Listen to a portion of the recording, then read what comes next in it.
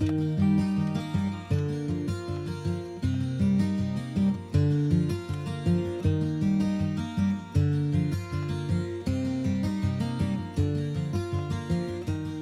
my love, took it down.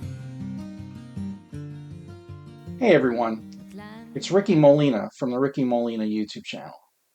Glad you could be with me today. Today I'd like to share with you an exercise or technique designed to help you write better lyrics. And it's an exercise that I cover in a book that I recently published called Songwriters Journal by Ricky Molina. And it's a creative toolkit. And this journal is a great way to archive all your song ideas in one place.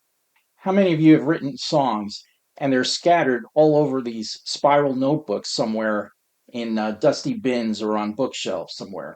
And every time you want to sort of rediscover or resurrect ideas that you've discovered in the past and you want to sort of complete or continue working on a song, you have to spend hours trying to find the location of these songs.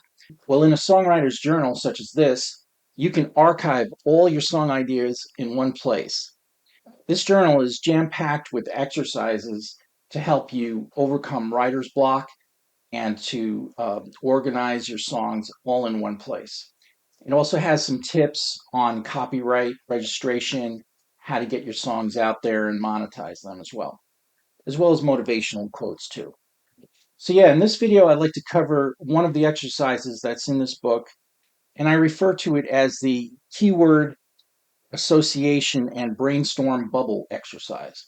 This is a great exercise that successful songwriters use, and it's also taught in various songwriting classes at music colleges like Berkeley, for example. Okay, so let's get started. So in this video, I'd like to use a popular song that you're likely to have heard of called Landslide by Stevie Nicks, and it's off of one of the original Fleetwood Mac albums. And so I highly recommend that you try out this exercise sometime. I would start by taking one of your favorite songs and just, writing out the lyrics, something like this, and highlighting all the keywords in the song. So keywords, as you know, is a way that we use Google and Bing search engines to find articles and information online, right?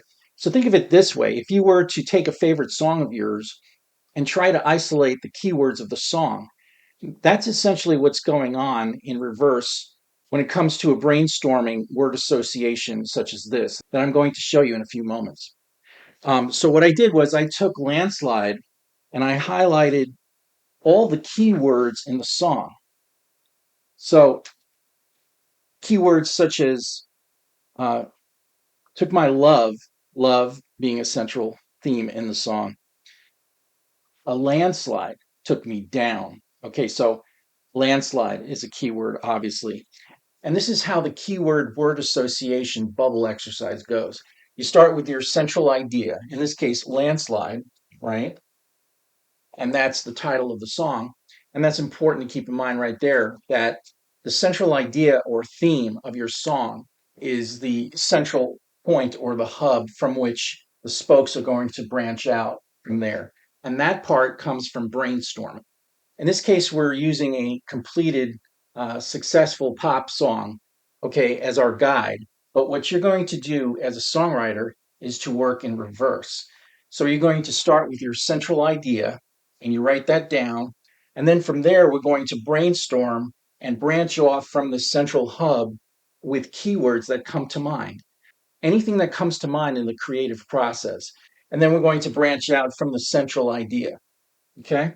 So if we take the keywords from Landslide, we have love, which is a huge concept in itself. Climbing a mountain. So mountain would be keyword in this example. And then we have snow covered mountain. Okay, so this is like an image that actually took place back in 1973 when Stevie Nicks wrote this song.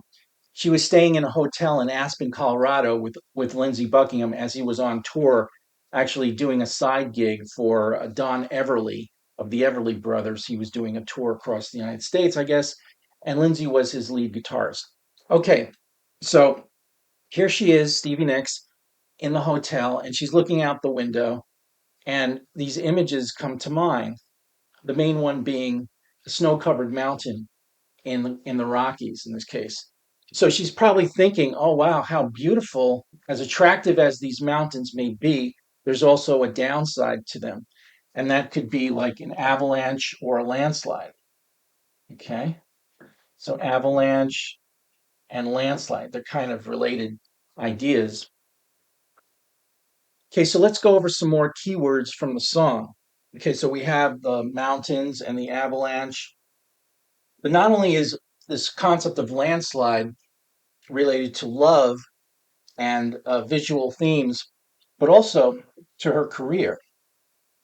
Because at this point, the Buckingham Nicks duo wasn't quite successful. They actually got rejected by Polydor Records after their first album. So thoughts were going through her mind, most likely, about her future as a singer-songwriter. And by the way, I'm not trying to get into the head of Stevie Nicks.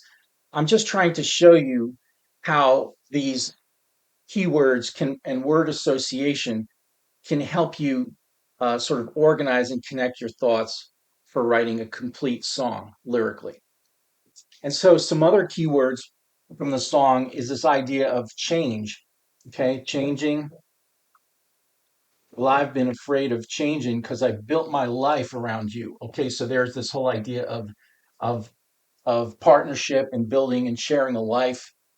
So this whole concept of uh, not only becoming dependent on someone, but also this whole idea of breaking up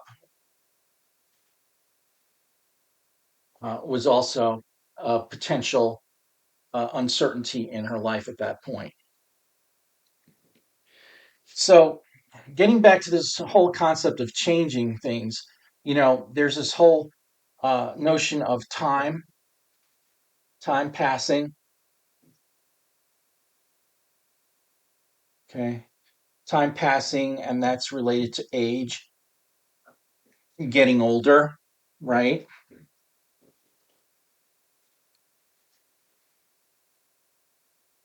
And also the seasons in her life.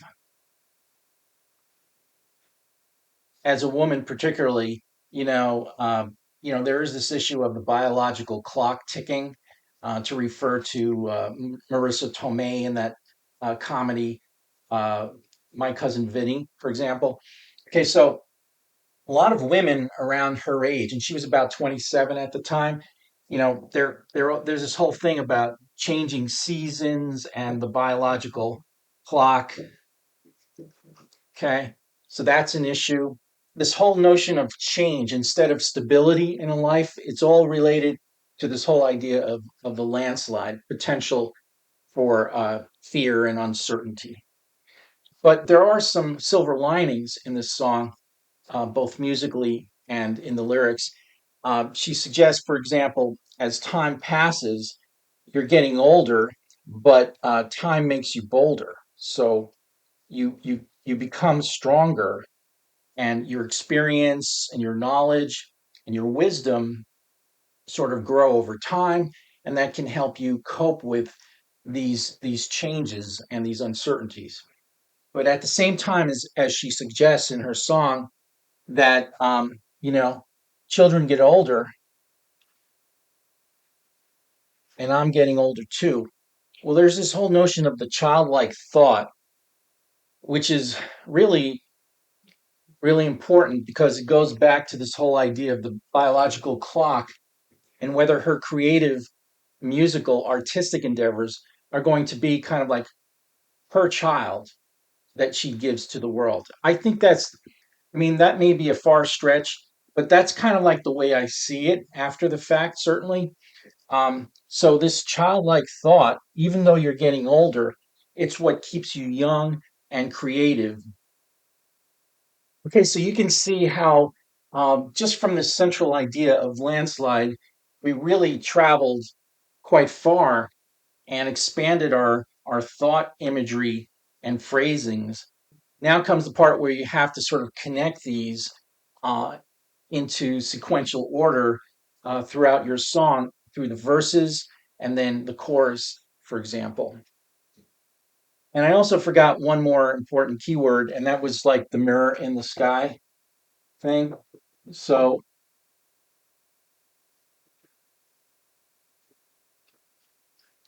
and that's perhaps not only the sun being a source of energy and light and inspiration. So, mirror in the sky, what is love? She starts to ask all these questions in the first verse. You know, mirror in the sky, what is love? Can the child within my heart rise above? It's another question. Can I sail through the changing ocean tides? Third question. Fourth question. Can I handle the seasons of my life? Okay. So, mirror in the sky, that has to do with like self reflection. Okay. And I thought it was interesting how the first verse is about her self reflecting. It's about self, about purpose. What am I doing here? How far am I going to get with not only my love, but with my career? But in the final verse, she shifts from, the self reflection. I took it down. I climbed a mountain. I turned around. I saw my reflection. Okay. So the landslide brought me down. Okay. So there's a focus on herself there and purpose. What is she going to be doing going forward? Where does her love stand? Where does her career stand? Okay. It's a very personal, self-reflecting moment here. But I noticed that in the final verse, it kind of shifts from self reflection to talking about somebody else viewing her life as such or their own life as such. Take my love, take it down. That's she's talking to somebody else. That's a command, right? Take my love, climb a mountain, and you turn around. Okay, it's not me, I turn around, it's you turn around.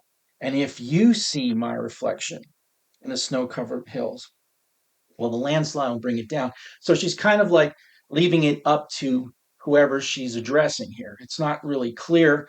It could be a loved one, it could be, anyone in general. And if you see my reflection in the snow covered hills, will the landslide bring it down? Will the landslide bring it down? So, as you can see here, we started with a central image or concept or idea of the landslide. And from there, we branched off into all these different sub branches, almost like spokes of a wheel branching off from the hub, the central hub. And keep in mind, once again, that your central idea should be your title of your song, generally speaking. And so when you're writing your song, start with a central idea if you can, and just go brainstorming, word associations, any images that come to mind, sort of offshooting from these nodes, these other keywords that are related to the central keyword. And you notice that if you branch off, you start to get a lot of ideas to flesh out your verses and your choruses. I found that this particular exercise is really helpful for me as a songwriter, particularly because I happen to struggle with lyrics and music comes naturally to me. And many songwriters are sort of have suggested that the music usually comes first, like Paul McCartney, for example, John Legend. In his master class on songwriting, for example, he talks about the fact that the music usually comes first, and then the music usually points him in the direction as to where the lyrics should go. So this is a great exercise for lyricists, and there are quite a few pages of this available in the Songwriters Journal, for example. But you'd be amazed how helpful this exercise can really be, especially if you're like, what am I going to say here? I mean, I know I feel the music, I get the vibe, but I'm just not clear. Images are not coming, ideas are not coming to me readily. Well, if you start kind of like branching out and brainstorming, it's amazing what kind of imagery and phrases start to come to mind. Now, in closing, I'd just like to mention that in this case, there are many unanswered questions that are kind of left open for not only for herself, the subject, but also for the listeners. I find that it's hard to say that there's a resolution uh, to this particular message in this song. So many of the questions that she asks in the first verse are not really answered fully, but she is sort of gaining ground and experience and confidence over time. And so that's an upbeat message from the song. And a final observation is that, this song is actually written in a major key. It's written in the key of D sharp or E flat. It's actually C, but with a capo on the third fret on the guitar. And I'm going to have a video or two about how to play the finger picking to this song, as well as the solo, the guitar lead in the middle of the song. She never really dwells on the minor, except at the very end of the song. She ends with a minor seven. Okay. There is, if you're in the home key of C, for example, let's shift it down to the standard tuning for a sec. If the song is in the key of C, the only minor chords in the song are the minor seven, the A minor seven, and the E minor, which is in the chorus. But at no point are those minor chords the central theme musically. This is a song predominantly in a major key, and it moves and progresses as such, which is interesting because, on the one hand, you have this sort of fear and uncertainty changing in her life, which suggests that she could have gone the route of writing this in a minor key. It could have been heavy, it could have been sort of sad and almost depressing in some ways, or fearful, but it's not. So I find that the lyrics suggest uncertainty and perhaps a little sense of fear about the future. But the music underneath the lyrics is like this bed of roses, this um, sort of major support mechanism, sort of pulls her through. It's amazing how the music almost pulls her through to give her the strength to carry on. At least that's my interpretation. And perhaps the final question that you may ask yourself after listening to this song and appreciating it is that, with there is uncertainty in life, and life can be bittersweet, and there are certain things that we just don't have control over. Yes, we can do a lot to influence our destiny and our fate, but there are certain things that are just beyond your control. And I think that's sort of like the final message because she ends the song on a minor seven. It's not a happy resolution. It's like the questions are still there unresolved, waiting to be resolved throughout her lifetime. So, anyways, that's all I had to say about this keyword association exercise as applied to the song Landslide. And again, I would encourage you to take one or two or three of your favorite songs, especially the ones that have very interesting lyrics, and sort of try out, this type of exercise where you find the central title of the song and the major keywords, 5 to 10 keywords that sort of support and surround the central idea. Try that. It's a very good exercise. And then ultimately, use this brainstorming exercise in reverse to generate ideas for your next song. Okay, I hope you enjoyed this video. And remember that you can find the keyword association brainstorming exercise in the Songwriters Journal.